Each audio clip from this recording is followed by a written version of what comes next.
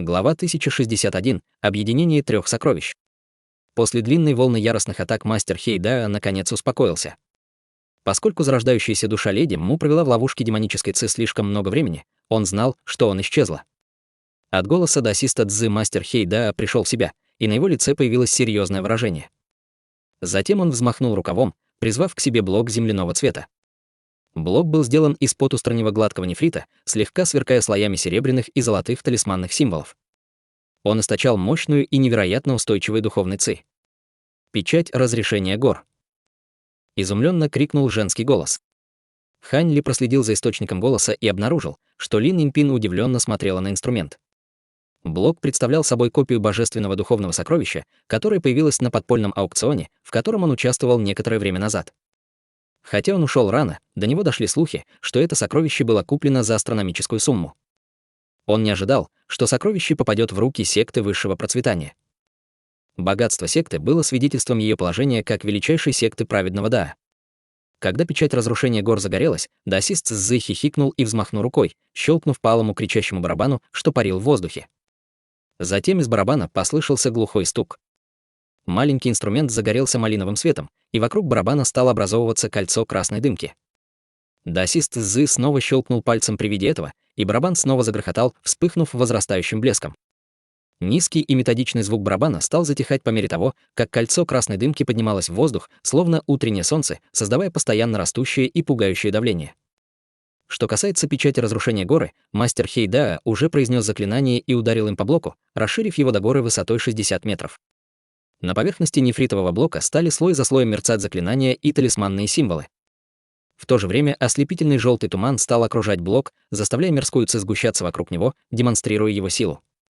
Как только эти сокровища появились, они сразу привлекли внимание других присутствующих. Лун Мэн, почувствовав удивительное давление, которое испускали сокровища, подняла лоб и посмотрела на них со странным выражением лица, а затем безучастно закрыла глаза. Лицо огромного волка на мгновение побледнело и стало торжественным. Холодный блеск мелькнул в глазах огромного волка, и она фыркнула. «Думаешь, что сможешь победить меня всего двумя копиями духовных сокровищ?» Размечался. Из ее пасти вырвалась черная сфера и начала пульсировать, увеличиваясь в размере. Вскоре лучи черного света ритмично врезались в сферу и бесследно исчезли. В следующее мгновение черная сфера расширилась до размеров здания, оказавшись над головой волка. Сфера выглядела как бесконечная пустота, внушающая экзистенциальный страх тем, кто ее видел. Даже тогда сфера продолжала расширяться. Вперед! Мастер Хейдаа нахмурился и указал на огромную печать в воздухе, возглавив наступление. Печать разрушения гор вспыхнула ярким светом и метнулась к алтарю, как падающая звезда. Красное солнце, образовавшееся из барабана, дрогнуло и последовало за ней. Два ярких потока света несли в себе удивительную силу. Они пробились сквозь туман дьявольской ци, как сквозь мокрую бумагу. Хотя они не были настоящими божественными духовными сокровищами, в совокупности с такой степенью координации их объединенная мощь была эквивалентна обычному удару настоящего божественного духовного сокровища. Огромный волк в ответ выпустил туман света в огромную черную сферу над собой ней без каких-либо колебаний. Черная сфера дрогнула и слегка загрохотала, вскоре бросившись вперед навстречу двух сокровищ. Пролетев вперед, она поглотила всю дьявольскую ци, сквозь которую она прошла, демонстрируя мощный импульс. В итоге три светящихся потока столкнулись в воздухе друг с другом. В момент столкновения произошел взрыв, сотрясший землю. Черный свет, желтый туман и алое сияние взорвались, в результате чего духовное давление создало видимую стену энергии, которая расколола мир на две части. С одной стороны лежала огромная пустота, подобная звездному небу, а с другой великолепное сияние желтого и красного, как галактика. Раскаты грома грохотали с обеих сторон, словно бесчисленное количество оружия сталкивалось друг с другом. По мере продолжения противостояния, стена света постоянно перетягивалась из стороны в сторону. Однако этот тупик длился недолго. Огромный волк продолжал подпитывать черную стену огромным лучом света, и в конце концов он стал оттеснять копии сокровищ. Мастер Хейдаа и даосист Цзы изменились в лицах. Они не ожидали, что демон сможет блокировать эту атаку, полагаясь исключительно на свои способности. По мере того, как противостояние продолжалось, они продолжали поражать свои сокровища заклинаниями, безумно вливая в них свою магическую силу. Однако вскоре они в ужасе переглянулись между собой. Мало того, что сеть ограничения демона оказалась совершенно бесполезной, но даже и их самые могущественные сокровища не смогли ее подавить. Печать на алтаре вот-вот откроется, так что их дела были плохи. В то время, как страх начал оседать в мыслях культиваторов, Хань Ли внезапно хлопнул по сумке для хранения и вызвал свой веер 3 огней. Бросив глубокий взгляд на стену света и тьмы, он вздохнул, умственно приказав своей человекоподобной марионетке переместиться позади него, все еще оставаясь в тайне. Затем он хлопнул в ладоши, в результате чего веер увеличился в размерах до 10 метров в мгновение ока. Он знал, что глупо нападать на демонического предка в лоб, но он также знал, что, если мастер Хейда и Даосист Цзы будут побеждены, он будет следующим.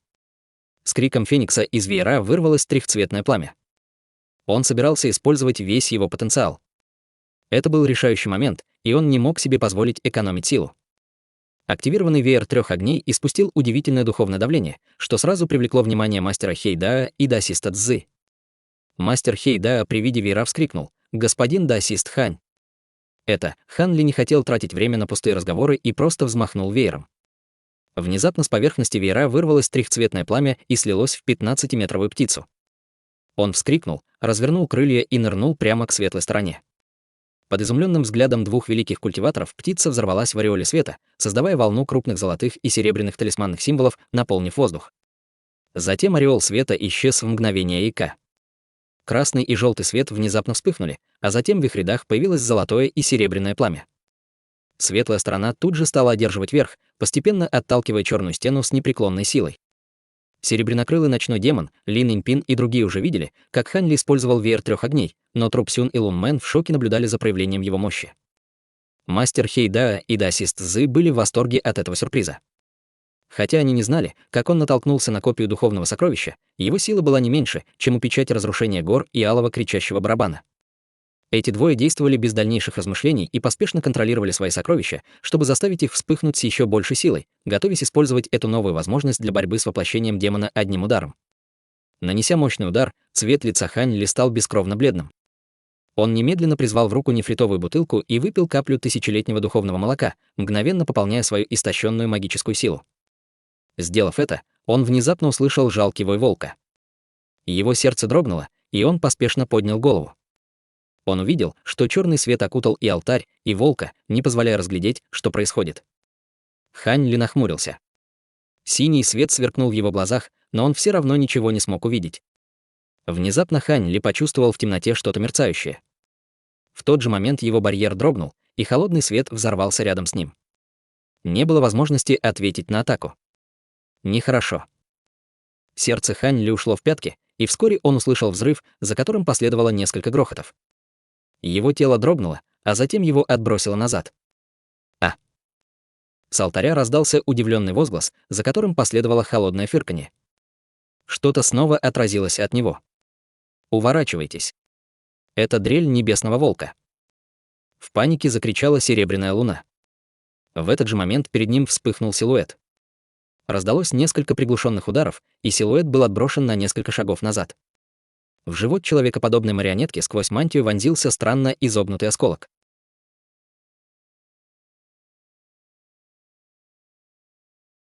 Глава 1062. Демонический гигант. Хань Ли отбросила в воздухе на 20 метров, но он, сосредоточив магическую силу в своем теле в яростной тревоге, сумел стабилизироваться. Ощутив резкую боль в животе, он опустил глаза и почувствовал, как все его тело похолодело. В его щите звездной эссенции и защитном лазурном световом барьере было отверстие размером с кулак. Его одежда и доспехи из трансформированных золотых прожорливых жуков также были разорваны, раскрывая последний слой черных доспехов. В доспехах было 3-дюймовое отверстие, в которое вонзился сверкающий серебряный клинок, пронзивший его живот. Лазурная ци осветила его лицо, и он закричал, внезапно образовав слабый золотой барьер вокруг его тела. Внезапно он получил еще одну атаку странным клинком. Ветер зашуршал, и клинок срикошетил в небо. Хань Ли быстро поднял руку в воздух и схватился за оружие. Оно было длиной в полфута и изогнуто в форме полумесяца, но, посмотрев поближе, это был вовсе не клинок, а скорее невероятно острый волчий коготь. Сердце Хань Ли дрогнуло, и он снова взглянул на рану в животе. Рана не кровоточила, вместо этого в ране была сверкающая свежая плоть, смешанная со слабыми золотыми нитями. Это была недеформируемая металлическая плоть, которую он приобрел после культивации первого слоя техники яркого нефрита. Если бы не эта последняя линия обороны, атака пронзила бы его Дантянь смертельным ударом. Эта так называемая дрель небесного волка была действительно ужасающей. В изумлении он поднял голову и посмотрел на куклу перед собой. Помимо сверкающего радужного света, где два когтя проникли в его тело, она выглядела совершенно обычно. При виде этого Хань Ли почувствовал облегчение. Поскольку звездная эссенция и элементный нефрит использовались для закаливания тела марионетки, у ее тела была непревзойденная прочность. На алтаре, сверкающим черным светом, демонический предок была поражена тем, что ее последовательные атаки не привели к убийству. Дрель небесного волка была самой злобной способностью ее тела волка Серебряной Луны. Каждое использование требовало от нее уничтожить один из 4 когтей в ее лапах, причем каждый коготь был чем-то, что было тщательно культивировано бесчисленное количество лет. Их мощь даже культиватор на поздней стадии зарождающейся души не стал бы недооценивать. Несмотря на это, Юаньча использовала демоническую ци, чтобы контролировать их, поэтому их мощь должна быть еще выше. Однако простой культиватор на средней стадии зарождающейся души выдержал 2 последовательные атаки, это было немыслимо. В этот момент черный свет исчез из алтаря, а огромный волк принял форму великолепной женщины в черной одежде. Помимо черной одежды, на ней были ужасающие доспехи. Они были угольно-черного цвета с выгравированным двурогим призраком. На поверхности доспехов в разных частях спорадически выскакивали шипы длиной фут, сверкая жутким светом. Теперь она смотрела прямо на Хан Ли. От тревоги у него перехватило дыхание. Это истинные демонические доспехи высшего демона, которые можно использовать только когда в теле демона сконцентрировано большое количество совершенной демонической ци, объяснила Серебряная Луна. Они не только невероятно плотные, но и дают ей второй источник поглощения демонической ци, значительно увеличивая ее способности. В древней войне демонические и человеческие кланы сильно пострадали от этих доспехов. К счастью, только небольшая часть высших демонов была в состоянии использовать эту способность, иначе войны бы не было. «Ты это помнишь?» — удивился Хань Ли. Затем он приказал марионетке вытащить из себя серебряный коготь, который по-прежнему торчал из ее тела. Сразу после этого радужный свет дрогнул в ее теле, и раны мгновенно восстанавливались. В то же время золотые прожорливые жуки, окружавшие его живот, зашевелились, закрыв дыру в его доспехах. Он даже снял маленький серебряный щит и заставил его вернуться к своей первоначальной форме в виде маленького серебряного щита. Серебряная Луна криво усмехнулась. «Я не слишком уверена в том, сколько я помню, но память медленно возвращается ко мне. Несколько смутных воспоминаний прояснились, и я знаю гораздо больше». Лицо Хань Ли дрогнуло, но он молчал. Полностью восстановление марионетки она исчезла из его поля зрения. Юаньча медленно отвела взгляд и повернулась посмотреть на противостояние сияющего белого и черного света. Со странным выражением на лице она сделала жест рукой и произнесла заклинание сладким голосом, а затем щелкнула пальцами. 10 ничем не примечательных черных нитей ударили по гигантской каменной табличке, в которой находился талисман призыва дракона. Ряд черного света стал обвиваться вокруг нее, и раздался громкий гул. Каменные колонны, окружающие алтарь, задрожали сильнее от нарастающей мощи. Казалось, теперь демонический предок была настроена серьезно, и волосы упали ей на лицо, производя жуткое впечатление. Алтарь под ней сразу же задрожал и стал медленно рассыпаться, сверкая черным светом. Из колонн полилось бесчисленное количество струй угольно-черной ци. При виде этого она словно озверела и рассмеялась жутким смехом. Она указала на небо и закричала пронзительным голосом «Уничтожить!». Черная ци собралась над алтарем и стала вздыматься, образуя огромного демона размером с здание. Демон выглядел как великолепная женщина, но его глаза были закрыты. На нем были те же доспехи, что и воплощение Юаньча, с таким же призрачным лицом и изысканными рогами. Демонический предок Юаньча. Закричал Труп Сюн. Другие были также очень встревожены. В следующее мгновение огромный демон медленно открыл глаза, вместо которых, казалось, было 2 сверкающие фиолетовым пропасти, похожих на бесконечную пустоту. В тот же самый момент объединенная атака 3 копий духовных сокровищ прорвала стену черного света, разрушив ее на бесчисленное количество лучей. Пылающее сияние продолжало устремляться вперед, освещая алтарь, словно окутывая его завесой света. Почувствовав это, гигантский демон повернул голову в сторону приближающегося света, небрежно поднял руку и взмахнул ей. Внезапно произошел огромный взрыв. В воздухе появился гигантский черный чудовищный коготь, набросившись на атаку, как облака, покрывающие Луну. Короткой вспышкой 5 черных полос разрезали завесу света, полностью блокируя ее, пока внутри не показались большой нефритовый блок и маленький малиновый барабан, которые попали в его руки. В этот момент весь свет от атаки исчез. Все, кто видел это, были ошеломлены. Огромный демон кинул на 2 сокровища беглый взгляд, и его глаза вспыхнули фиолетовым светом. Затем, с легким замешательством, изо рта раздался голос ледяной женщины. Это мир смертных.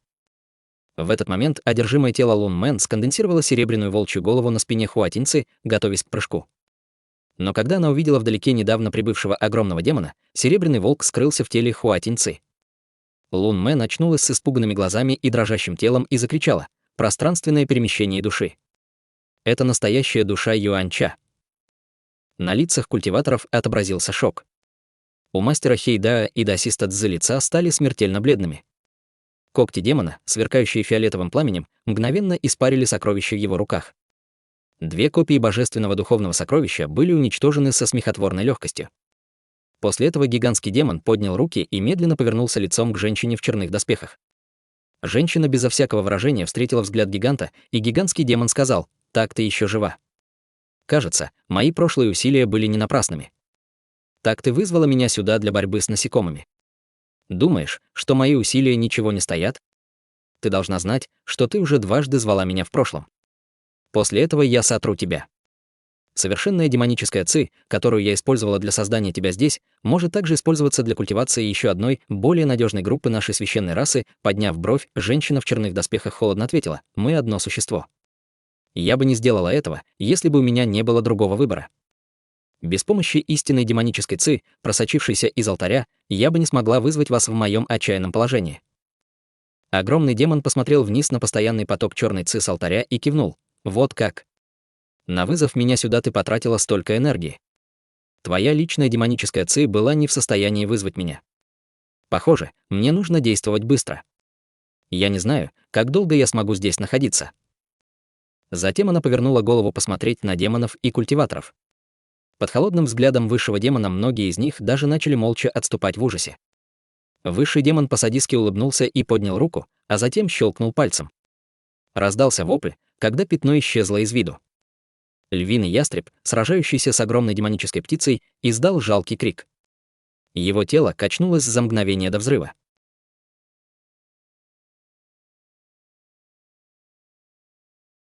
Глава 1063. Могущество высшего демона.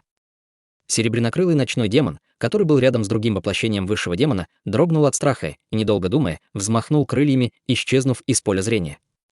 Гигантская форма предка Юаньча холодно фыркнула и взмахнула рукой в направлении исчезновения ночного демона. Внезапно огромный взрыв сотряс сам воздух. Демонический коготь шириной в 3 метра появился во вспышке черного света и с легкостью ударил вниз. Лазурный свет вспыхнул внутри демонического когтя, раскрывая ночного демона. Его техника ветреного перемещения была раскрыта и тут же разрушена. Но в этот момент ночной демон был окутан плотной черной ци и не мог пошевелиться. В отчаянии, стараясь спасти свою жизнь, ночной демон издал яростный вопль и выпустил бесчисленное количество черных призрачных нитей из своего тела, но они тут же были разорваны. Вспыхнул серый свет и раздались громкие взрывы. 5 пальцев слились воедино, и мерцающий черный свет полностью покорил серый. Затем ночной демон сгорел в черном пламени, мгновенно превратившись в кучу пепла, и даже у его первичной души не было возможности сбежать. После этого демонический коготь исчез. 2 демона с силой, эквивалентной культиваторам на поздней стадии зарождающейся души, были с легкостью уничтожены на их глазах. И это была просто сила проявленной души высшего демона. У всех присутствующих культиваторов кровь застыла в венах от страха, и они поспешили скрыть себя, а другие поспешно бежали, опасаясь, что будут следующими. Хань Ли же отскочил во вспышке молнии. Переместившись на 60 метров, он услышал панический голос: «Сюэлин, быстро слейся со мной. Это единственный способ выжить». Раздался голос Лун Мэн. Из-за появления высшего демона она была в панике. Услышав это, сердце Хань Ли дрогнуло, а его лицо напряглось. В тот же момент, когда она сказала это, демонический предок перевел взгляд на духовного острова вдалеке и вскрикнул. Духовный павлин не ожидал увидеть такую редкую птицу в мире смертных. Очень хорошо. Раз так получилось, что я использую твой радужный свет», сказав это, она вытянула палец в направлении духовного павлина. Поскольку зарождающаяся душа великого бессмертного Сюэ все еще владела телом птицы, он мгновенно побледнел от испуга и отчаянно улетел в полоски радужного света. Он стиснул зубы и вселил силу своей сущности в павлина. С приглушенным гулом вокруг павлина засветился радужный свет, образуя плотный барьер, похожий на слепящее солнце. Однако демонический предок только усмехнулся, увидев это, и щелкнул пальцем. В следующее мгновение раздался огромный взрыв, и в барьере павлина появилась вмятина, а самого его отбросило в сторону. Прежде чем павлин успел стабилизироваться, огромный демонический коготь появился в пятне черного света и злобно схватил его. «Брат Сюй!» Лин Инпин невольно закричала от ужаса. Коготь загорелся демоническим пламенем, но радужный световой барьер смог устоять. При виде этого на лице демонического предка появилось враждебное выражение. Она сжала когти, и барьер начал трещать и деформироваться, а затем полностью разрушился. «Нет!»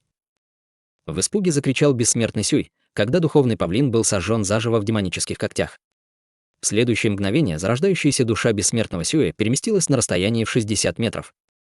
Демонический предок уже знала, куда он телепортировался, и заранее щелкнул там пальцем. Как только его появилась зарождающаяся душа она вспыхнула черным пламенем, и бессмертный Сюй даже закричать не успел. Великий бессмертный Сюй с бескрайних равнин встретил такой жалкий конец. При виде этого на лице мастера Хейда и Дасиста Цзы на их лицах отразилась паника. Высший демон обладал экстраординарными способностями, и они не надеялись выдержать даже один удар. Такими темпами все они погибнут в одно мгновение. Хотя лицо Хань Ли тоже побледнело от страха, но ему все же удавалось сохранять спокойствие. В его глазах вспыхнул холодный блеск. «О чем ты думаешь?» Продолжал звучать голос Лун Мэн в ушах Хань Ли. «Если ты не отпустишь Сюй Лин, будет слишком поздно.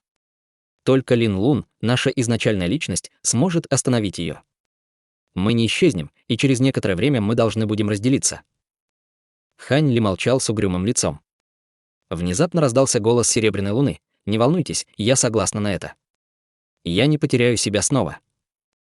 Хань Ли тревожно сказал: «Серебряная Луна, что ты говоришь? Откуда ты знаешь, что вернешься к своему первоначальному состоянию после того, как вы снова сольетесь? Учитывая, насколько слаба твоя нынешняя душа, она, несомненно, будет доминирующим существом». «Мастер, это не имеет значения. Если Лун Мэн и я не соединим души, мы все погибнем. Поэтому я должна рискнуть», — сказала Серебряная Луна. Затем рукав Хань Ли зашевелился, и из него вылетела белая лисица, выстрелившая в сторону Лун Мэк. Лун Мэн радостно полетела к ней. Хань Ли стоял на месте с мрачным выражением на лице, но его рот оставался закрытым. Он мог слышать, как она это решила сама. Сразу после того, как зарождающаяся душа великого бессмертного Сюй была уничтожена, демоническое ядро духовного павлина появилось из когтя и было окутано черным светом.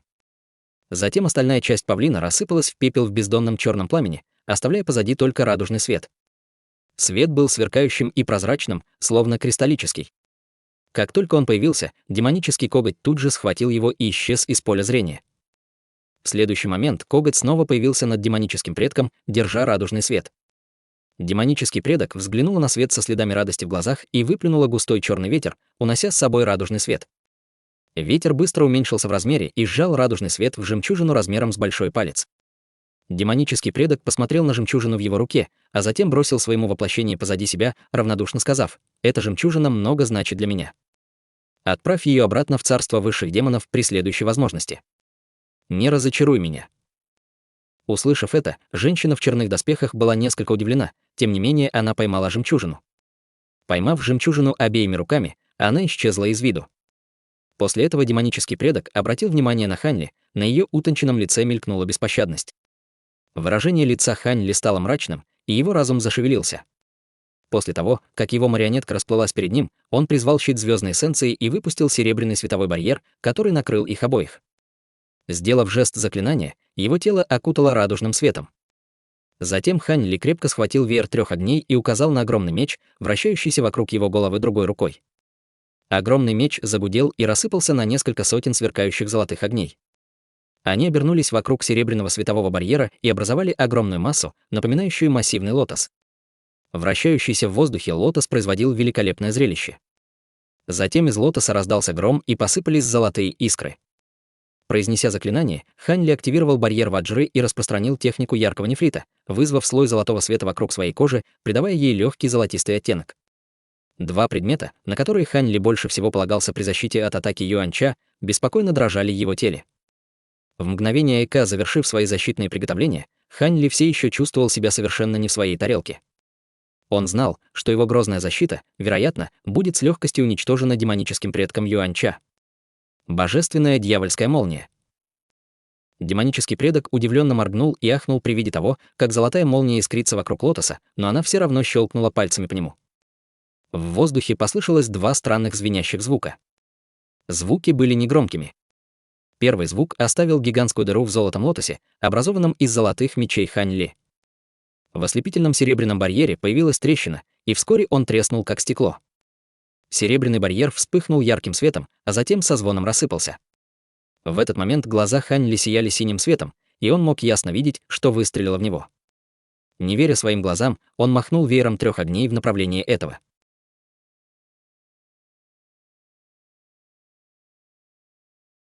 Глава 1064. Предок Вося. Световой барьер Хань Ли разрушила полупрозрачная молочно-белая жемчужина размером фасоль. Это было конденсированное проявление духовного чутья демонического предка Юаньча. Конденсация части духовного чутья была за гранью нынешнего понимания Хань Ли. Неудивительно, что высший демон был способен с легкостью убивать существ, находящихся на поздней стадии зарождающейся души.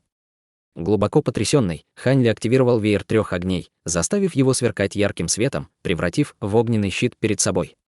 Серебряные, золотые и красные талисманные символы бродили по поверхности пламени, создавая таинственную ауру. Он открыл рот и выплюнул маленький котел, окутанный лазурным светом. В этот момент его золотой световой барьер был полностью разрушен, и молочно-белая жемчужина прошла через трехцветный огненный щит. Раздался взрыв, и огненный щит рассеялся без малейшего сопротивления. Жемчужина метнулась в котел.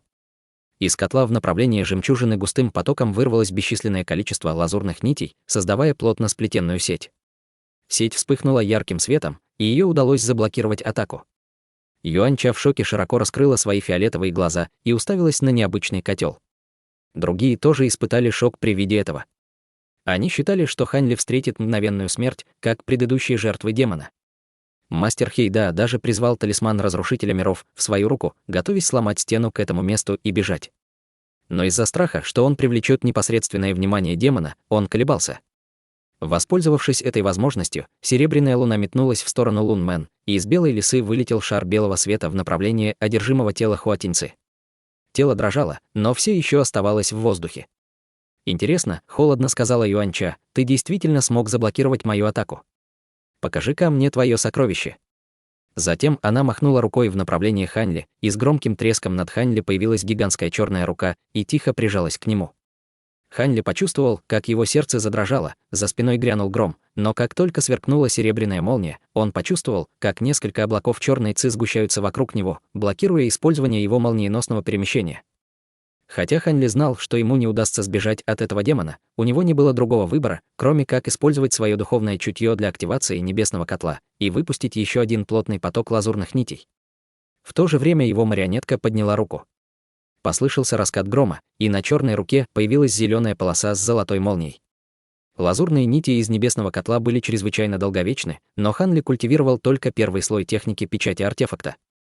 Поскольку он мог использовать лишь часть силы котла, ему удалось задержать руку демона лишь на мгновение, а затем нити рассеялись. Зеленая полоса ударила по руке демона, прорвав в ней метровую дыру, но рука тут же восстановилась во вспышке черного света. Демоническая рука беспрепятственно обрушилась на Хань Ли и схватила его, сжав в кулак, полностью сокрушив Хань Ли, в то время, как раздался взрыв лазурного света. Высший демон с довольным выражением на лице ослабила хватку и поманила к себе небесный котел свободной рукой. Но прежде чем она смогла заполучить котел, грянул гром, и серебряная молния сверкнула в воздухе. Несколько мгновений спустя Хань Ли снова появился в 100 метрах. У него было смертельно бледное лицо, а его магическая сила полностью истощена. Распыленный труп, все еще находящийся в руках демона, вспыхнул бликами лазурного света и слился в маленький темный талисман. Затем талисман свернулся, исчезнув и вновь появившись над головой Хань Ли. Темный талисман был талисманом духовной формы, принадлежавшей основателю секты Небесного Талисмана. Несмотря на то, что спустя многие годы культивации, ему еще не удалось полностью усовершенствовать его, с помощью талисмана подчинения души и подходящего талисмана древесного элемента, он смог заменить им свое собственное тело и избежать смерти. Другие сочли это зрелище шокирующим, один только высший демон ухмыльнулся и снова взмахнул рукой в направлении Хань Ли.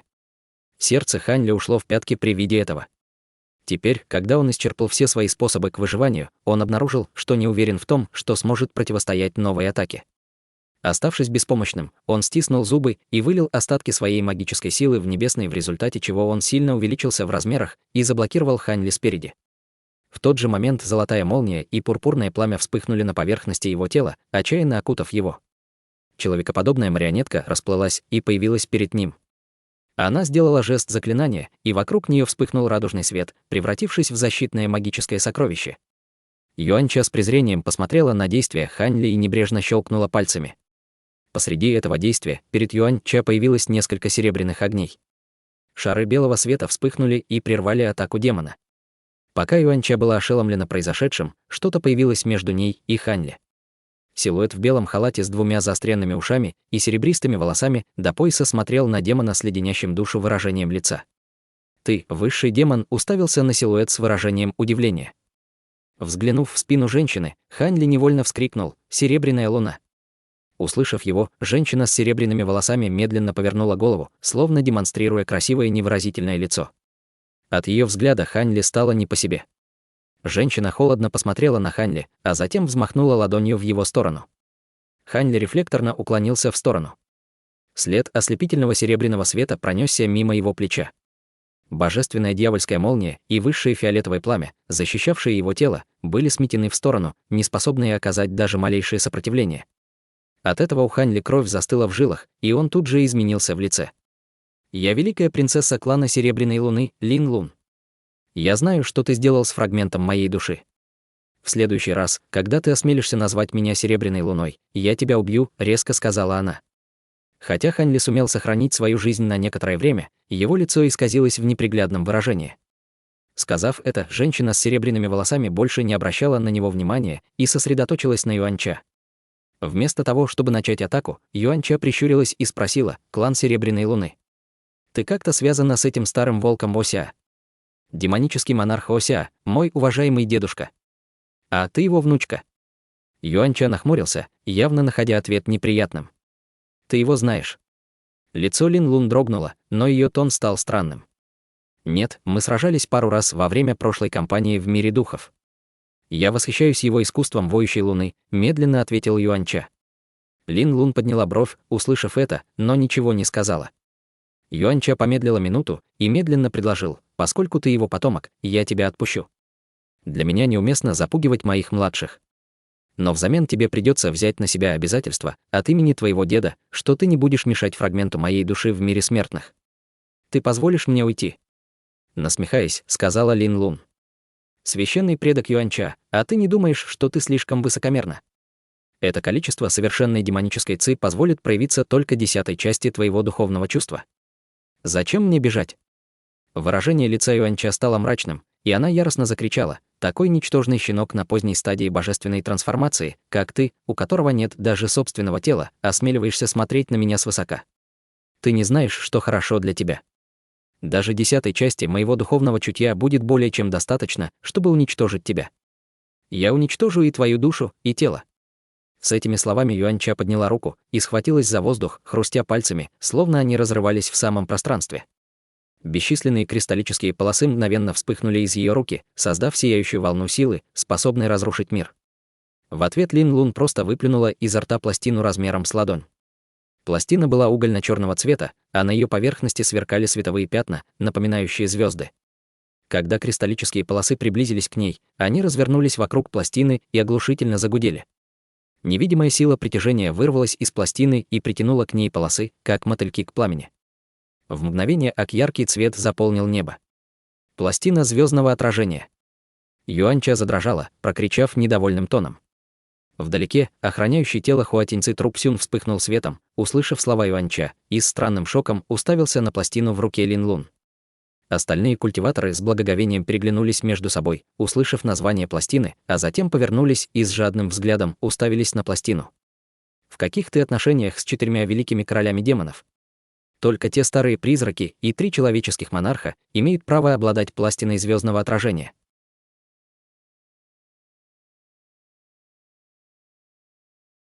Глава 1065. Битва продолжается.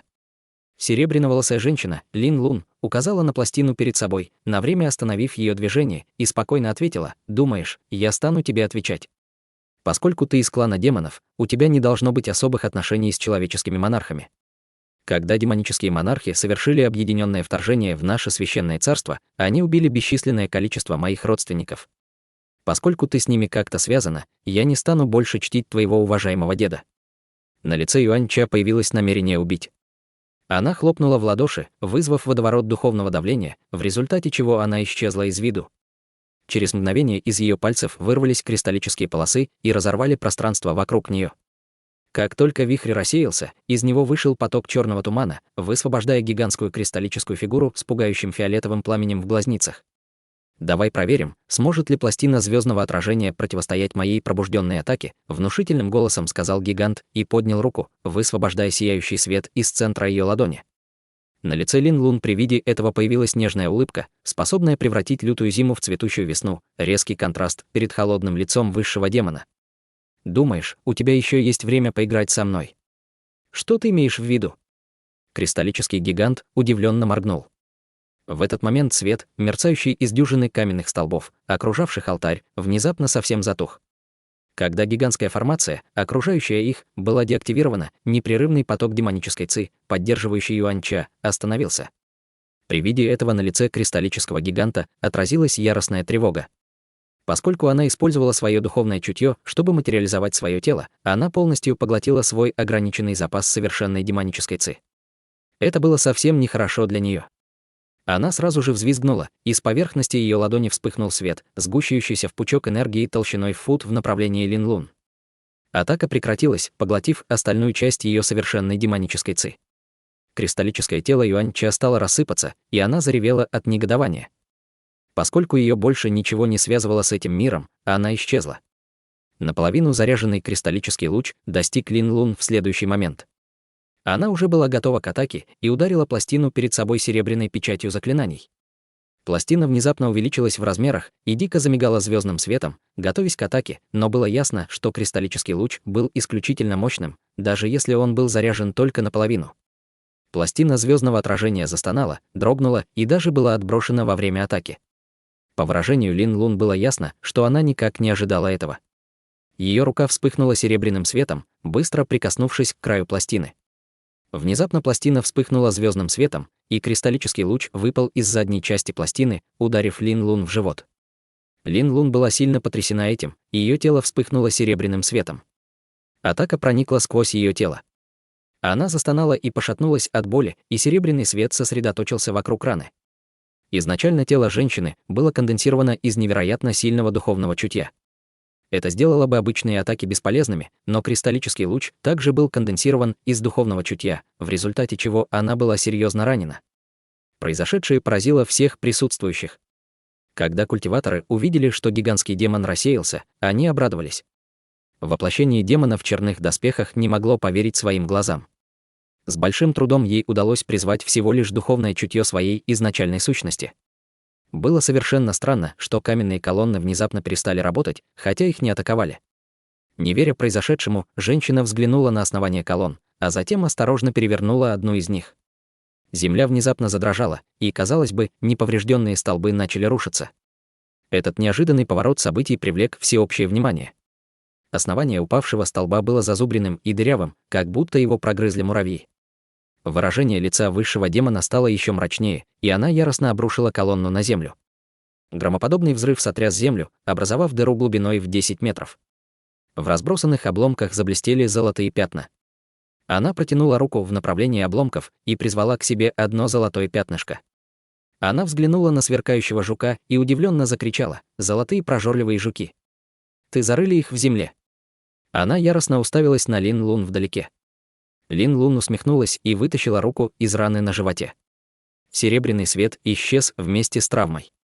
Мастер Хейда уставился на неподвижную пластину и вдруг сказал: «Пластина звездного отражения».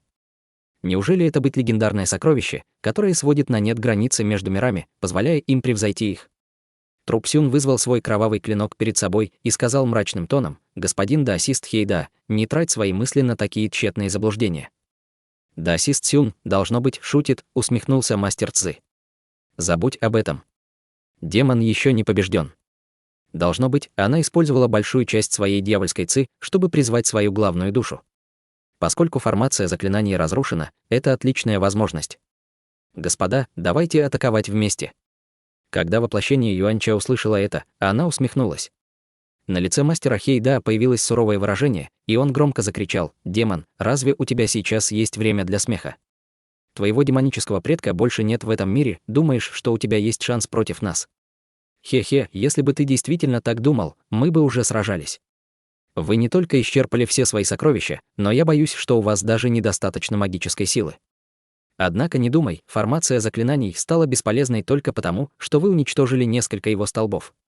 Она усмехнулась, и ее тело странным образом изогнулось перед каменной пластинкой на алтаре. Она положила руку на талисман призыва дракона, встроенный в него. Пластина засияла черным светом и начала дрожать. В тот же момент из разрушенной колонн подул черный ветер, создавая столбы черного торнадо. Эти торнадо громко загудели, а оставшиеся каменные столбы загорелись, словно снова активировали заклинание. Быстрее, нужно остановить ее. Мастер Хейда при виде этого изменился в лице. Недолго думая, он дико взмахнул мечом парящих небес, выпустив несколько темно-желтых полос меча, которые полетели в направлении алтаря. Трупсюн и мастер Цзы, не осмеливаясь отставать, последовали за ним. Гуйлин взмахнула гигантским топором в своей руке, выпустив несколько кулиц серебряного света, а затем нырнула с ними.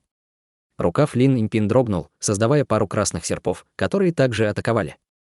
После предыдущей резни все культиваторы были в ярости, опасаясь, что демон сможет снять печать и снова призвать страшное существо. Два воплощения демонической ци были высвобождены еще раз. Духовный свет и демоническая ци смешались возле алтаря, предвещая очередную великую битву. Несмотря на это, двум людям еще предстояло действовать. Они были лицом друг к другу на расстоянии 30 метров. «Что ты сказала?» Сердце Хань Ли дрогнуло от неожиданной голосовой передачи. Лин Лун спокойно посмотрела на него и повторила: «Я сказала, чтобы ты одолжил мне свой небесный котел». Хань Ли прищурился и фыркнул: «Я спрашиваю, зачем?» Хотя он не знал, сколько воспоминаний о Серебряной Луне у нее было, женщина была теперь совершенно незнакомой, кем-то, кого следовало опасаться. Она взглянула на других культиваторов и равнодушно сказала: «Я хочу использовать воплощение святого зверя из храма парящего неба». Зверь принадлежит к известной и великой фигуре в духовном мире. Воплощение — подходящее тело для меня. Если я буду обладать человеческим телом и сражаться в нем, я сильно пострадаю. Я не отдам. Вопреки ожиданиям Лин Лун, Хань Ли резко отказался. Что? Ее взгляд похолодел, и в ее глазах вспыхнула враждебность. Хань Ли посмотрел на женщину. Поскольку духовного чутья Юаньча больше не существует, я не вижу необходимости делать что-то еще. Ты хочешь умереть? Лин Лун улыбнулась без намека на гнев и подняла один из своих пальцев, производя кристаллическую полосу длиной в дюйм. Она колебалась в размерах, словно готовясь к атаке. Затем со стороны алтаря послышался вой. Демоническая ци взволновалась, и из нее вышел гигантский трехглавый шестирукий демон.